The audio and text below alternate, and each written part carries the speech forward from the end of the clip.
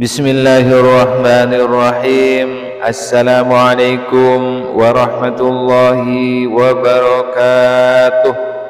Syukur alhamdulillah kita masih bisa berjumpa kembali di channel Hasbi Rabbi ini. Salawat dan salam semoga tetap tercurahkan kepada junjungan kita Nabi besar Muhammad sallallahu alaihi wasallam. Allahumma salli ala sayyidina Muhammad wa ala ali sayyidina wa maulana Muhammad. Sahabat beriman yang dirahmati Allah, pada kesempatan kali ini kami akan membahas yaitu tentang surat pendek jika dibaca setelah berwudu, insyaallah ibadahnya selama 50 tahun dan dosanya diampuni. Sahabat beriman yang dirahmati Allah, setelah hijrah kita dianjurkan memperbanyak amal baik untuk menggugurkan dosa yang lalu dan menambah pahala. Di antara dengan membaca Al-Quran. Setiap ayat Al-Quran memiliki keutamaan dan kebaikan masing-masing. Adapun di antara surat yang memiliki keutamaan, jika dibaca maka akan dibangun benteng antar dirinya dan iblis, yaitu ialah surat Al-Qadr. Surat Al-Qadr yang berarti kemuliaan adalah surat ke-97 dalam Al-Quran. Surat Al-Qadr terdiri dari 5 ayat dan termasuk golongan surat Makkiyah karena diturunkan di Mekkah. Surat Al-Qadr diturunkan setelah surat Abasa dan dinamai Al-Qadr atau kemuliaan, yang diambil dari kata Al-Qadr yang terdapat pada ayat pertama surat ini. Menurut para mufassir, setiap Al-Quran mulai diturunkan pada Lailatul Qadr meski tiada kata Al-Quran dalam keseluruhan surat ini.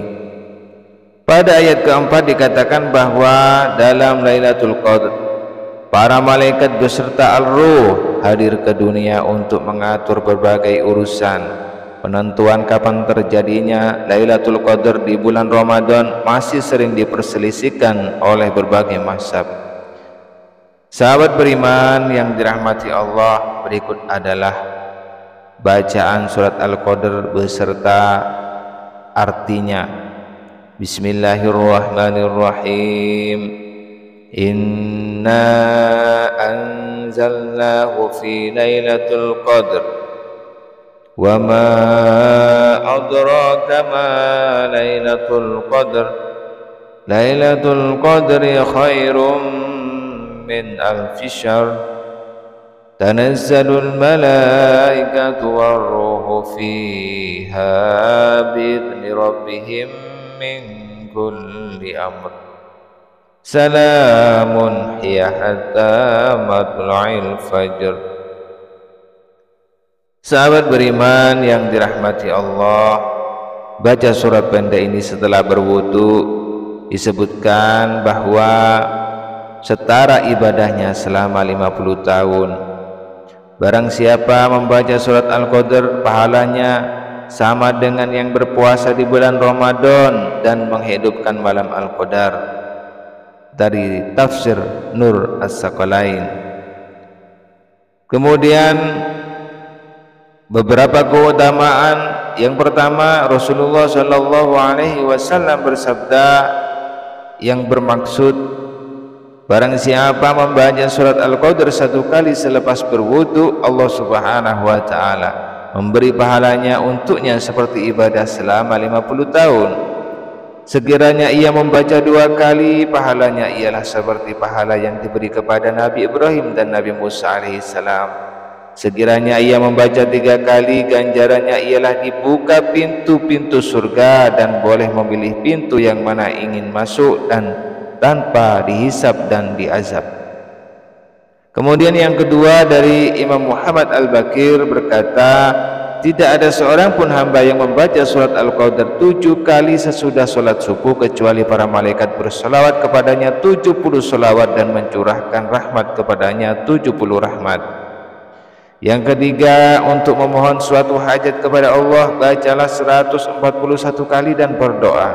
insya Allah akan terkabul suatu ketika. Al-Faqih Al-Imam Al-Wali Al-Kabir Ahmad Ibnu Ujail didatangi seorang fakir, disampaikannya kisah kefakirannya itu kepada Al-Faqih, lalu beliau diperintahkan membaca sebanyak mungkin surat Al-Qadr.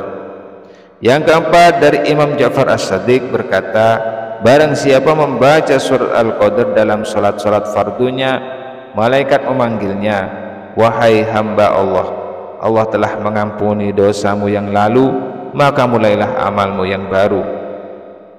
Kemudian yang kelima, mereka yang membaca surat ini 10 kali maka akan terhapuslah 1000 dosa.